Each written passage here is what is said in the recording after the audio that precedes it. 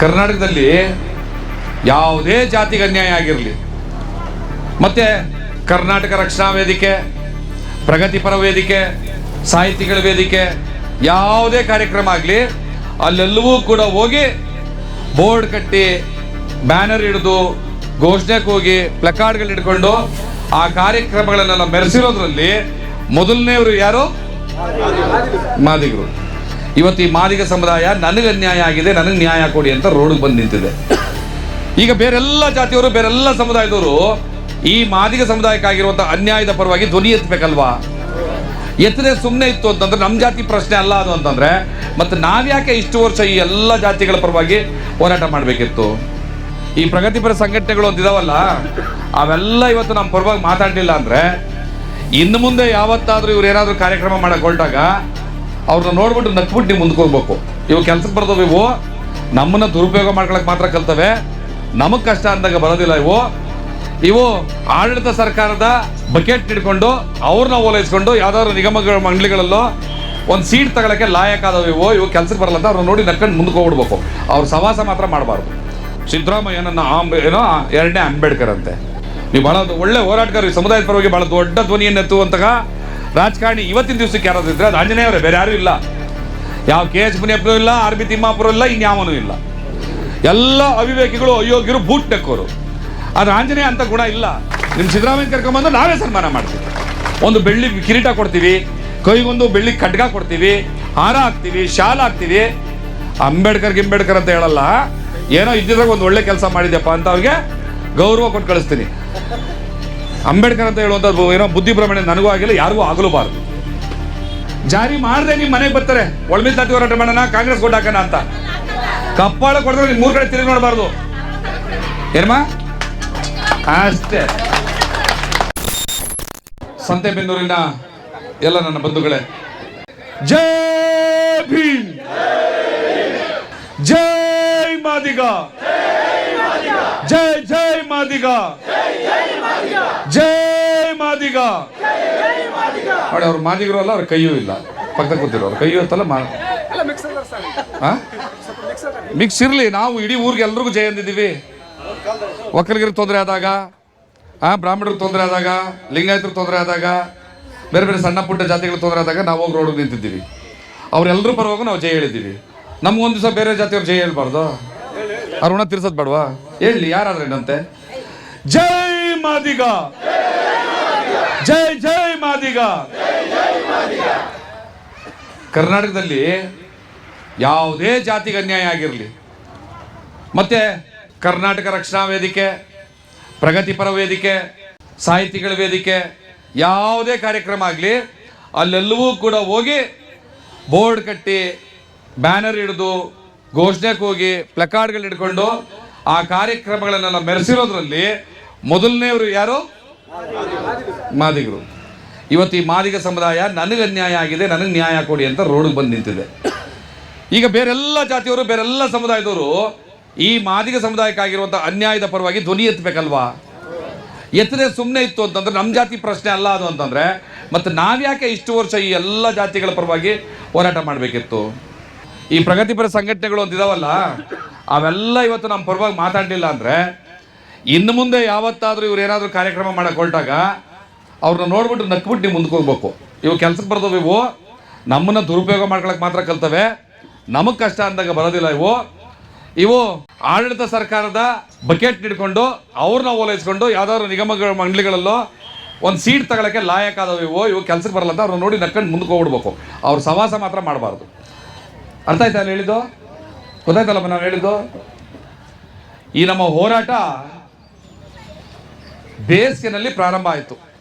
ಬೇಸಿಗೆಯ ಪ್ರಾರಂಭ ಅದಿನ್ನು ರಣ ಬಿಸಿಲಿನ ಬೇಸಿಗೆಯಲ್ಲಿ ಪ್ರಾರಂಭವಾದಂಥ ಹೋರಾಟ ಇವತ್ತು ಮಳೆಗಾಲ ಆದರೂ ಕೂಡ ಬಂದು ನಿಂತಿಲ್ಲ ನಮ್ಮ ಹೋರಾಟ. ಈ ಸರ್ಕಾರ ಒಳ ಮೀಸಲಾತಿಯನ್ನು ಜಾರಿಗೊಳಿಸ್ತೇ ಹೋದ್ರೆ ಅದು ಮತ್ತೆ ನಮ್ಮನ್ನು ಚಳಿಗಾಲಕ್ಕೂ ಬೇಕಿದ್ರೆ ಕರ್ಕೊಂಡು ಹೋಗ್ಲಿ, ನಮ್ಮ ಹೋರಾಟ ಮಾತ್ರ ನಿಲ್ಲೋದೇ ಇಲ್ಲ. ಒಳ ಮೀಸಲಾತಿ ಜಾರಿ ಆಗೋರು ಸುಪ್ರೀಂ ಕೋರ್ಟ್ ಆದೇಶ ಮಾಡಿದ ನಂತರ ಆಂಧ್ರದಲ್ಲಾಗಿದೆ, ತೆಲಂಗಾಣದಲ್ಲಾಗಿದೆ. ಈ ಕರ್ನಾಟಕದಲ್ಲಿ ಜಾರಿ ಮಾಡೋದಕ್ಕೆ ಸಿದ್ದರಾಮಯ್ಯನಿಗೆ ಏನು ರೋಗ ಅಂತ ಗೊತ್ತಿಲ್ಲ ನನಗೆ. ಬಹುಶಃ ಸಿದ್ದರಾಮಯ್ಯನಿಗೆ ಏನಾದರೂ ಮೂರ್ಛೆ ರೋಗ ಬಂದಿರಬೇಕು. ನೀವೆಲ್ಲರೂ ಕೂಡ ಜೂನ್ 9ನೇ ತಾರೀಕು ಬೆಂಗಳೂರಿಗೆ ಬಂದು ಆ ಮೂರ್ಛೆ ರೋಗಕ್ಕೆ ಏನಾದರೂ ಔಷಧಿ ಕೊಟ್ಟು ಸಿದ್ದರಾಮಯ್ಯನ ಎಬ್ಬರಿಸಿ ಕೂರಿಸಿದ್ರೆ ನಿಮಗೆ ಒಳ ಮೀಸಲಾತಿ ಜಾರಿ ಮಾಡ್ಬೋದು.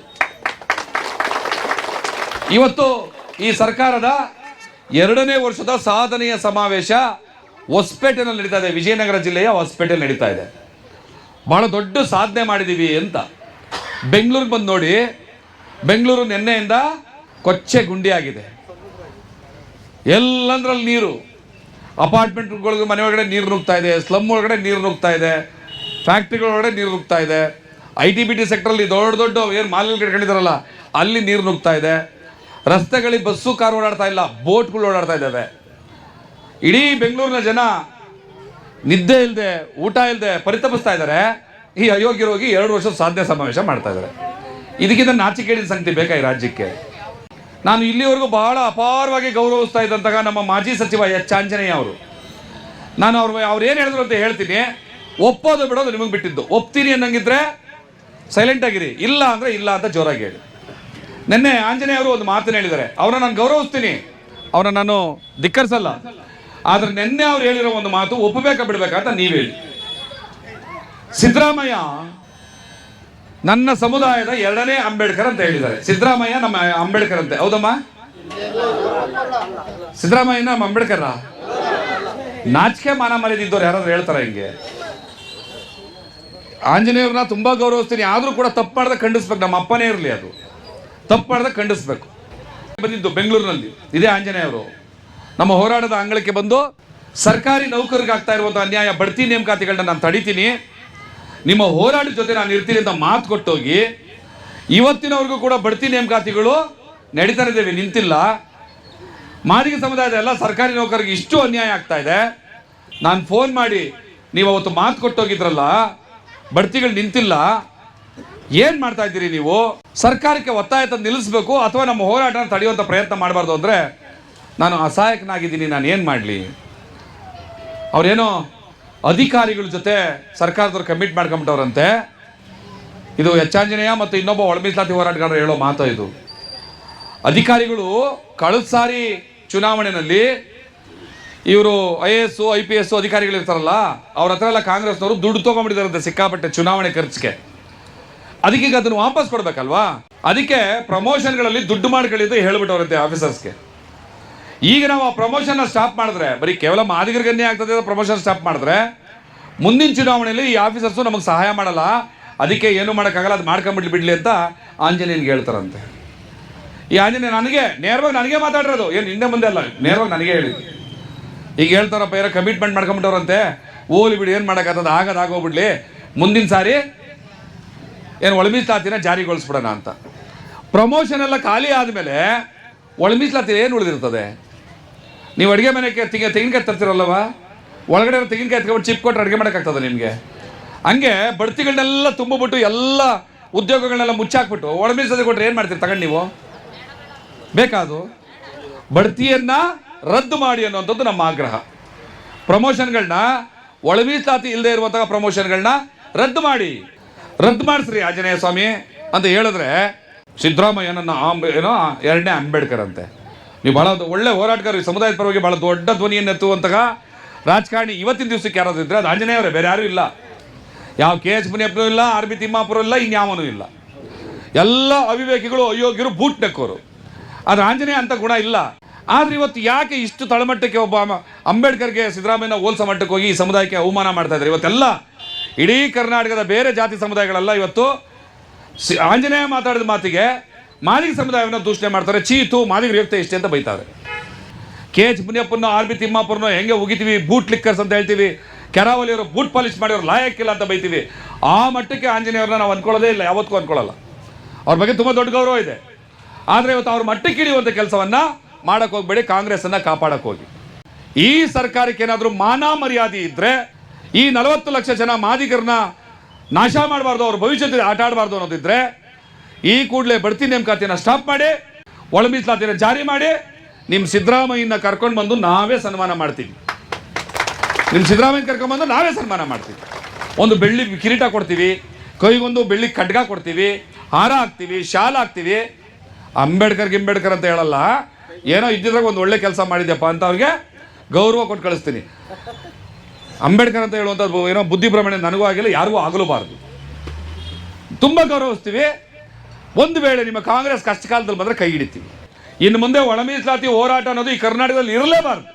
ಇನ್ಯಾವತ್ತಾದರೂ ನಾನು ಜೂನ್ 9 ನಂತರ ಒಳ ಮೀಸಲಾತಿ ಹೋರಾಟ ಅಂತ ನಾನು ನಿಮ್ಮ ಊರಿಗೆ ಬಂದರೆ ಮುಖ ಕೊಟ್ಟು ಕಳಿಸಿ. ಜೂನ್ 9 ಆಗಬೇಕು. ಹಂಗೆ ಆಗಬೇಕು ಅಂದರೆ ನೀವೆಲ್ಲ ಹೋಗಿ ಒಟ್ಟಿಗೆ ಕೈ ಜೋಡಿಸಿ, ಸರ್ಕಾರನ ಎಚ್ಚರಿಸಿ, ಒಳ ಮೀಸಲಾತಿ ತಗೊಳ್ಳಿ. ಹಂಗೂ ಆಗಲಿಲ್ಲ ಅಂತಂದರೆ ಈ ಸರ್ಕಾರದ ವಿರುದ್ಧ ಬೀದಿಗಿಳಿದು ಬನ್ನಿ. ನೀವು ಈ ಸರ್ಕಾರದ ವಿರುದ್ಧ ಬೀದಿಗಿಳಿದು ಬನ್ನಿ, ಎಚ್ಚರಿಕೆ ಬುದ್ಧಿ ಕಲ್ಸೋಣ ಅವ್ರಿಗೆ. ಅದು ಬಿಟ್ಟು ಇಲ್ಲ ಈ ಸರ್ಕಾರ ಮಾಡುತ್ತೆ, ಇದೇನು ತೊಂದರೆ ಇಲ್ಲ, ಜೂನ್ 9 ಆಗಲಿಲ್ಲ, ಇನ್ನೊಂದು 6 ತಿಂಗಳು ಟೈಮ್ ಕೊಡಿ ಅಂತ ಕೇಳಿದ್ದಾರೆ, ಮಾಡೇ ಮಾಡ್ತಾರೆ. ಕಾಂಗ್ರೆಸ್ ಪರವಾಗಿ ನಾವೆಲ್ಲ ಸಾಫ್ಟ್ ಆಗಿರೋಣ. ಈ ಸಾರಿ ಚುನಾವಣೆಯಲ್ಲಿ ಕಾಂಗ್ರೆಸ್ ಓಟ್ ಹಾಕ್ಬಿಡಿ ಅಂತ ಏನಾದರೂ ಕೇಳ್ಕೊಂಡು ನಿಮ್ಮ ಮನೆ ಬಾಗಿಲಿಗೆ ಬಂದರೆ ಏನು ಮಾಡ್ತೀರಮ್ಮ? ಹೇಳ್ತಾಯಿ, ನೀನು ಏನು ಬಲೆ ಕೋಪ್ತಾಗಿದ್ದು ಹೇಳುವ, ಏನು ಮಾಡ್ತೇವಾ? ಜಾರಿ ಮಾಡದೆ ನಿಮ್ಮ ಮನೆಗೆ ಬರ್ತಾರೆ, ಒಳ ಮೀಸಲಾತಿ ಹೋರಾಟ ಮಾಡೋಣ, ಕಾಂಗ್ರೆಸ್ ಓಟ್ ಹಾಕೋಣ ಅಂತ. ಕಪ್ಪಾಳ ಕೊಡಿದ್ರೆ ನೀವು 3 ಕಡೆ ತಿರುಗಿ ನೋಡಬಾರ್ದು. ಏನಮ್ಮ? ಅಷ್ಟೇ. ಯಾಕೆ ಅಂತಂದ್ರೆ ಒಳ ಮೀಸಲಾತಿ ಜಾರಿ ಆಗದೆ ಹೋದ್ರೆ ನಿಮ್ಮ ಮಗನು ಮೆಡಿಕಲ್ ಸೀಟ್ ತಗೋಬೇಕು, ಇಂಜಿನಿಯರಿಂಗ್ ಸೀಟ್ ತಗೋಬೇಕು, ಇನ್ಯಾವುದೋ ಎಕ್ಸಾಂಪಲ್ ಬರ್ದು ಪಾಸ್ ಆಗಬೇಕು. ಒಳ ಮೀಸಲಾತಿ ಇದ್ರೆ ಬಹಳಷ್ಟು ಅನುಕೂಲ ಆಗ್ತದೆ.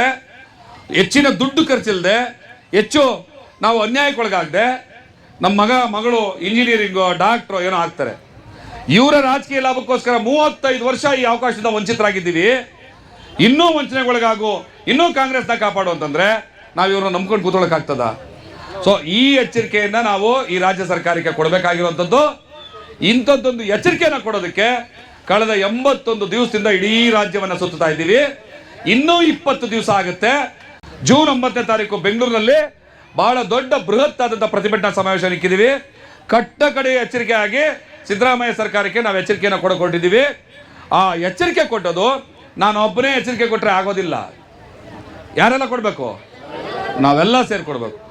ಲಕ್ಷಾಂತರ ಜನ ಸಂಖ್ಯೆ ಹೊತ್ತು ಬೀದರಿಂದ, ಚಾಮರಾಜನಗರದಿಂದ, ಕೋಲಾರದಿಂದ, ಇಡೀ ಕರ್ನಾಟಕದ 31 ಜಿಲ್ಲೆಗಳಿಂದ ಬೆಂಗಳೂರಿಗೆ ಲಕ್ಷಗಟ್ಟಲೆ ಜನ ಸಂಖ್ಯೆ ಬರ್ತಾರೆ. ಅಷ್ಟೂ ಜನರನ್ನ ನೋಡುವಂತಹ ಸೌಭಾಗ್ಯ ನಿಮ್ದು ಯಾವತ್ತೂ ಮತ್ತೆ ಚಾನ್ಸ್ ಸಿಗೋದಿಲ್ಲ.